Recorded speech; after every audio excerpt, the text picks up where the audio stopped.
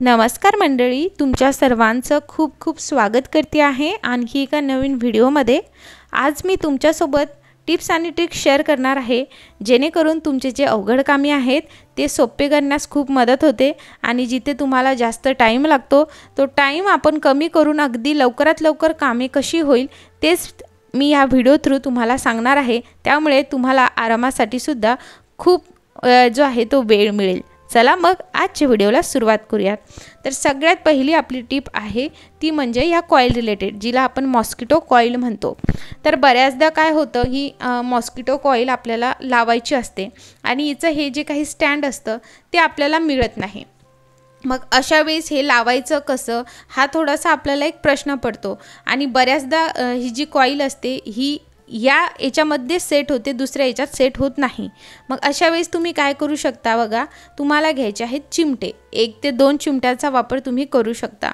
आता अशा पद्धतीने चिमटे घेतल्यानंतर तुम्हाला त्याच्या खालच्या बाजूने इथे असे त्याला लावायचे आहे। चिमटे लावल्यानंतर त्याचं एक स्टँड तयार होतं। अगदी या मॉस्किटो कॉईल सोबत जे स्टँड मिळतं त्याच्यापेक्षाही भारी हे स्टँड जे आहे ते तयार होतं। ते व्यवस्थित चिमट्यांनी सेट करायचं आहे आणि हे बघा अशा पद्धतीने होतं आणि नंतर कॉईल लावायची आहे। जर तुम्हाला ऐनवेळी स्टँड सापडत सुद्धा नसेल तर तुम्ही नक्कीच चिमट्यांचा वापर अशा पद्धतीने नक्की करू शकता। तुम्हाला ही टिप कशी वाटते मला कमेंट करून नक्की सांगा आणि तुम्हाला ही टिप माहिती होती का तेही मला आवर्जून नक्की कळवा। चला तर बघ, आय होप तुम्हाला ही टिप खूप आवडली असणार। तर नंतरची टिप बघूया। तर बऱ्याचदा असं होतं की आपण नवीन चप्पल घेतो आणि अशा आपल्याकडे काही चप्पल किंवा बूटं असतात की जे आपण फक्त ऑकेजनली घालतो। मग आता त्याच्यासोबत आपल्याला अशा पद्धतीचे बॉक्स मिळतात आणि मग हे बॉक्सवरती आपण ठेवायला पण हे ठेवतो, पण बऱ्याचदा हे बॉक्स खूप जागा घेतात। मग जागाची जी आहे ती कमी असली की तुम्ही कशा पद्धतीने हे ठेवू शकता ते सांगते आहे। जर घरामध्ये जे आहे जुने सॉक्स असतील, वापरात नसलेले असतील, तर काय करायचं आहे, प्रत्येक एका सॉक्समध्ये एक चप्पल किंवा बूट तुम्हाला अशा पद्धतीने रॅप करायचं आहे। आता याने 2 कामे होतील, म्हणजे नवीन जी चप्पल आहे ती अगदी नवीन राहील, कारण त्यावरती कोणत्याही प्रकारची धूळ वगैरे होणार नाही आणि जागा ही कमी घेईल। म्हणजे तुम्हाला जेव्हा ही चप्पल वापरायची तर तुम्ही डायरेक्ट ही काढून घालू शकता। तुम्हाला याला पुसायची वगैरे काहीच गरज नाही आणि एकदम कमी जागेमध्ये तुम्ही भरपूर अशा चप्पल आणि बूट ठेवू शकता। तुम्हाला ही टिप कशी वाटली मला नक्की जे आहे कमेंट करून सांगा आणि टाकाऊपासून टिकाऊ नक्कीच आपण बनवलंय, तर सॉक्स फेकून न देता त्याचा वापर असा नक्की करा। नंतरची आपली टिप आहे ती म्हणजे हे चष्म्याच्या बॉक्स रिलेटेड। बऱ्याचदा घरामध्ये सगळ्यांनाच आता जे आहे बऱ्याच लोकांना जे आहे चष्मे असतात आणि हे बॉक्स खूप सारे घरामध्ये तसेच पडलेले असतात। मग या बॉक्सचा वापर आपण खूप छान पद्धतीने करू शकतो। तो म्हणजे कसा तेच मी तुमच्यासोबत शेअर करणार आहे। तर बऱ्याचदा आपण ट्रॅव्हलिंगसाठी कुठं जायचं असलं किंवा काही गोष्टी अशा असतात की ज्या आपल्याला चांगल्या ठेवायच्या असल्या तर त्यासाठी तुम्ही या बॉक्सेसचा वापर करू शकता।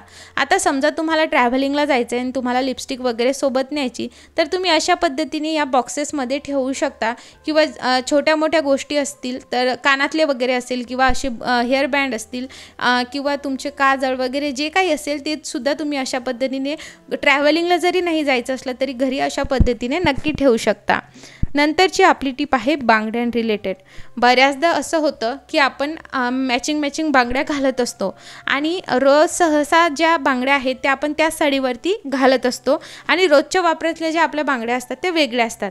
पण बऱ्याचदा याची जी बांगड्याची साईज आहे ती छोटी होत जाते आणि ती घालायला गेलं तर मग साबणाने घाला किंवा मग काचेच्या बांगड्या असतील तर त्या जर छोट्या झाल्या असतील तर कुठेतरी भीती वाटते, कारण काच लागायची खूप भीती वाटते आणि काच जो आहे त्याने चिरू सुद्धा शकतं।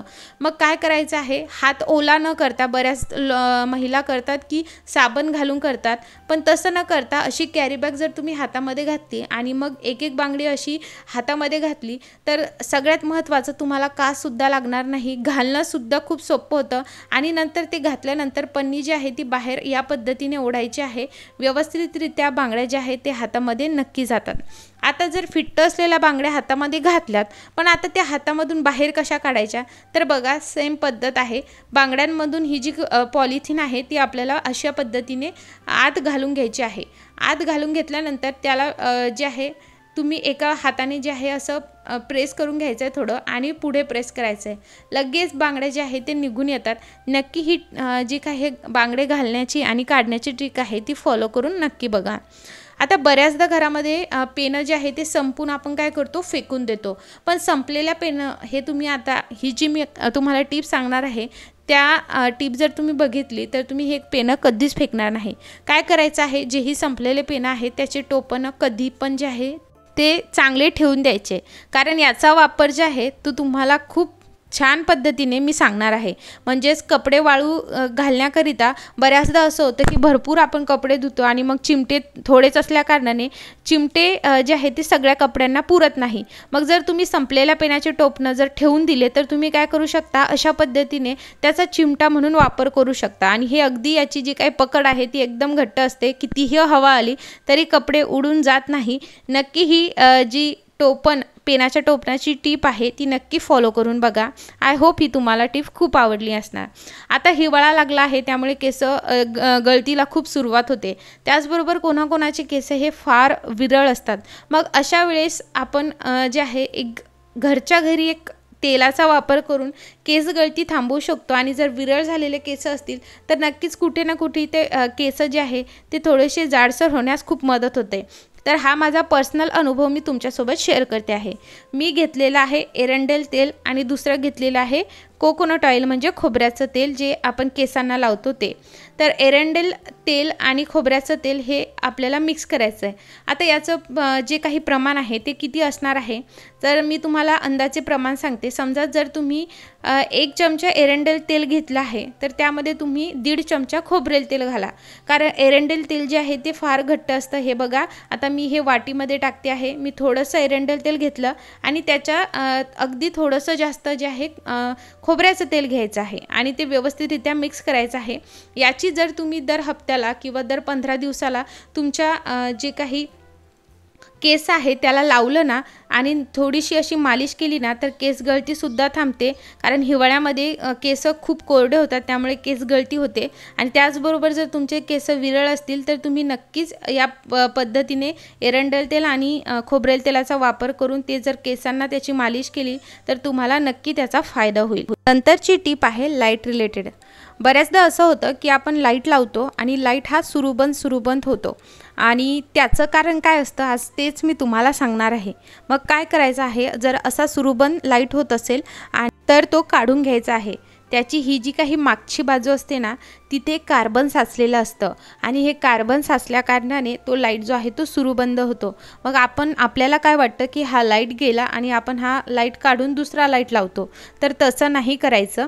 हे जे काही कार्बन साचलेलं असतं ते आपण जर रुमालाने काढायचं म्हटलं तर निघत नाही. मग काय करायचं आहे, एकदम हलक्या हाताने जे आहे ते घिसणीवरती थोडंसं घासायचं आहे, अगदी हलक्या हाताने. आणि नंतर जे आहे अगदी थोडासा ओलसर करून घ्यायचा आहे रुमाल आणि त्याने हे पुसायचं आहे.